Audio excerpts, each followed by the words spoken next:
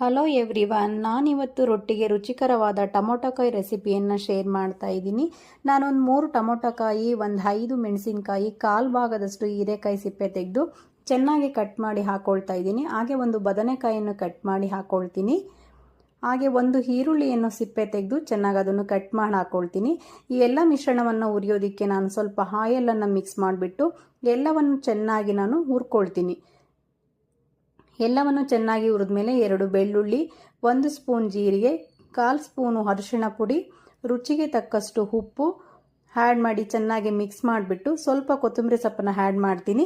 ಎಲ್ಲವನ್ನು ಸ್ವಲ್ಪ ತಣ್ಣಗಾದ್ಮೇಲೆ ಒಂದು ಮಿಕ್ಸಿ ಜಾರಲ್ಲಿ ರುಬ್ಕೊಂಡ್ಬಿಟ್ಟು ಅದೇ ಪ್ಯಾನಿಗೆ ನಾನು ಒಂದು ಸ್ವಲ್ಪ ಆಯಿಲನ್ನು ಹಾಕಿಬಿಟ್ಟು ಸಾಸಿವೆ ಕಾಳು ಹಾಕಿಬಿಟ್ಟು ಎಲ್ಲ ಸಿಡಿದ ಮೇಲೆ 2 ಮೆಣಸಿನಕಾಯಿ, ಒಂದು ಸ್ವಲ್ಪ ಕರಿಬೇವನ್ನು ಹಾಕಿ ಚೆನ್ನಾಗಿ ಸಿಡಿದ ಮೇಲೆ ರುಬ್ಬಿರೋಂಥ ಮಿಶ್ರಣವನ್ನು ಆ್ಯಡ್ ಮಾಡಿ ಚೆನ್ನಾಗಿ ಕುದಿಸಿದ ಮೇಲೆ ಟೊಮೊಟೊಕಾಯಿ ರೆಸಿಪಿ ರೆಡಿಯಾಗಿರುತ್ತೆ. Thank you all.